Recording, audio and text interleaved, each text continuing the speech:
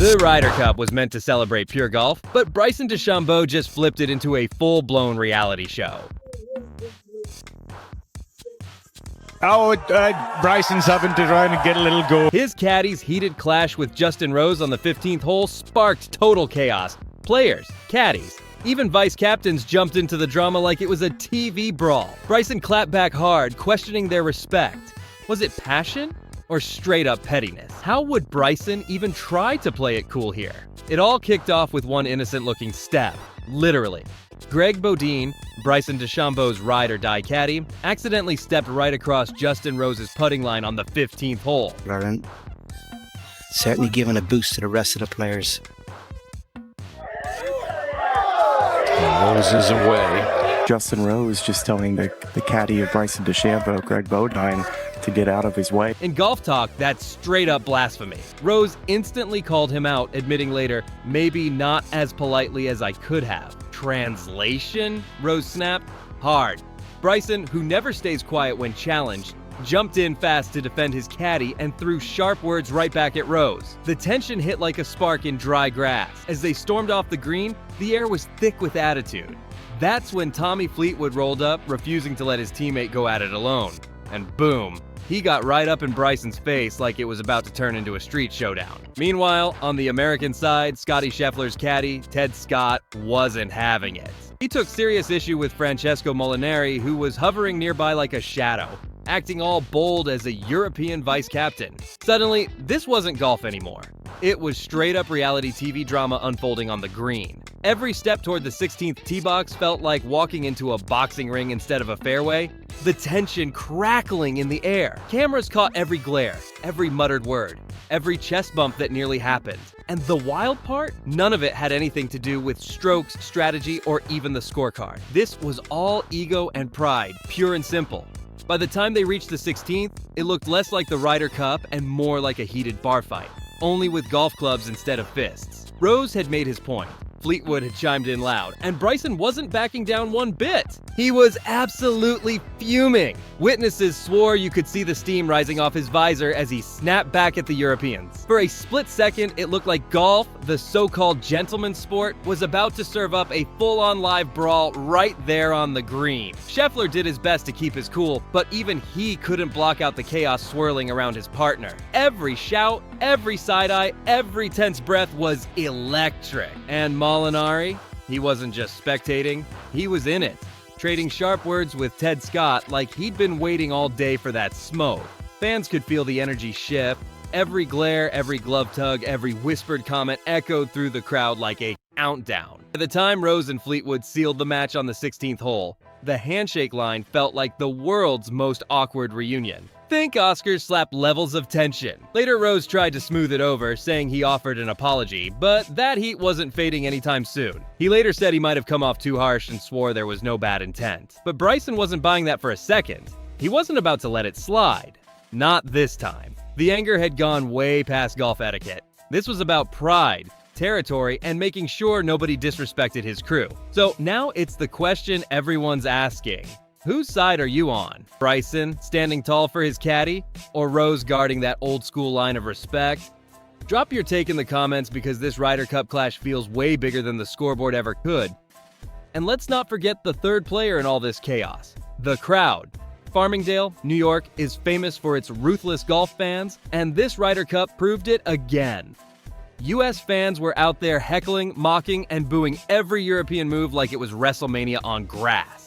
It didn't feel like a golf match anymore. It felt like a full-blown WWE showdown under the country club lights. Team Europe wasn't backing down 1 inch. If anything, they came alive under all that chaos. Fleetwood and Rose soaked up the booze-fueled energy like pros, drilling clutch shots and flashing those sly grins that screamed, "Is that all you've got?"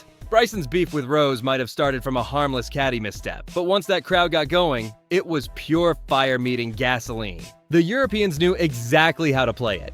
Every missed American putt sent the Long Island crowd into a meltdown, and they loved every second of it. The more the fans raged, the sharper Team Europe got. By the time the dust finally cleared, they were sitting on a massive 11.5 to 4.5 lead going into the final day.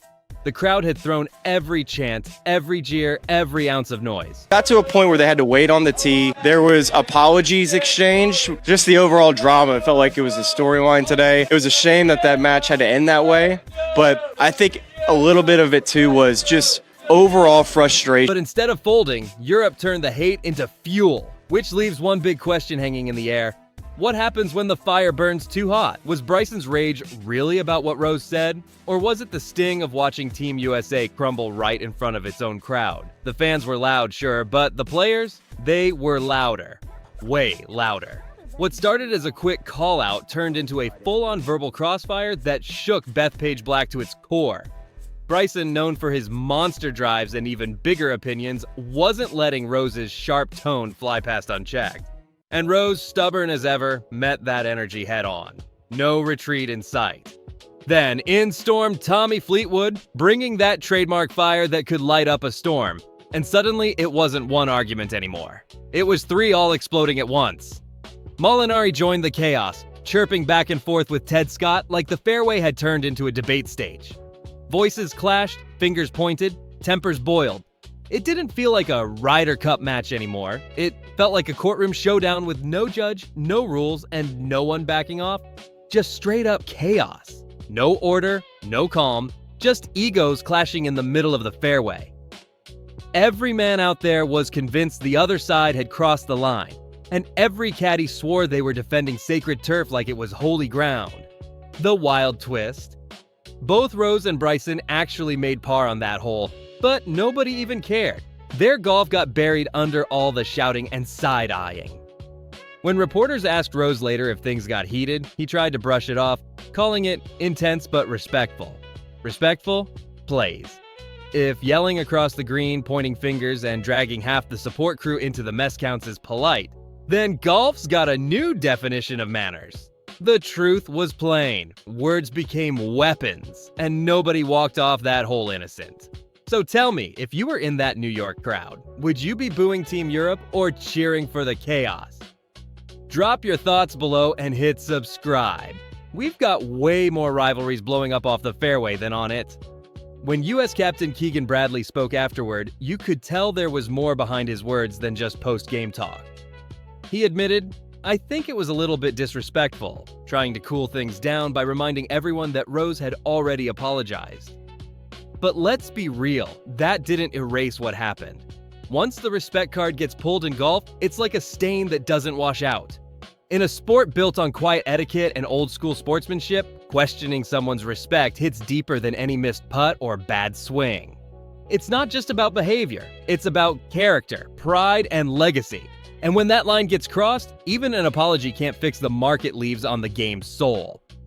Bryson's move to step up for Bodine wasn't just about having his caddies back. It was a full-on statement. He was drawing a line in the sand like, "You don't talk to my guy like that." Europe, of course, saw Rose's outburst as nothing more than heat-of-the-moment intensity. Molinari even joked later, saying it was all part of the Ryder Cup's fire. But the fans? They weren't laughing one bit. Social media went wild. Slow-motion replays, zoomed-in lip reads, and fan-made transcripts of every word flying back and forth. The internet turned a 15-second argument into a global meltdown. Suddenly, respect wasn't just a word. It was a headline, a hashtag, a debate. And when respect starts trending louder than the golf itself, you know the actual putt, the score, even the win. None of that shines the same anymore. What's left now is a feud frozen in pixels, clips, and sound bites. A moment that'll live online forever. This was supposed to be Team USA's big redemption arc, their home soil comeback story to finally break Europe's chokehold.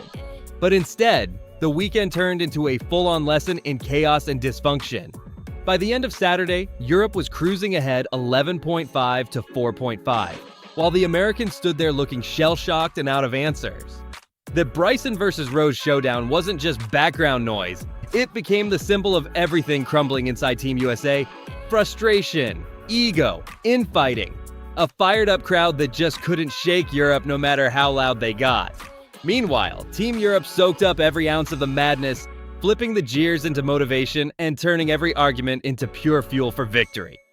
Rose's no malintent comment might have wrapped things up on paper, but Bryson's glare said everything that words couldn't. The Ryder Cup had officially crossed the line. This wasn't just golf anymore, it was rivalry, pride, and grudges written across continents. Even if Team USA somehow pulled off a miracle, the moment that'll live on isn't a winning putt or shiny trophy.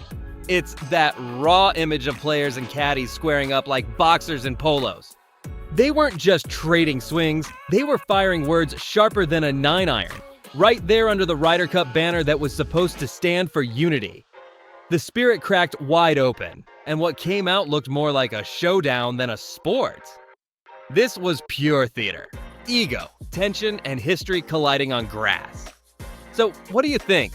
Can Bryson and Team USA ever really bounce back from this? Drop your thoughts in the comments. And stick with us because the next chapter is coming fast, and trust me, you don't want to miss it. Hit that subscribe button for Golf Swing, drop a like below, and let us know your take in the comments. The next showdown's already on the horizon.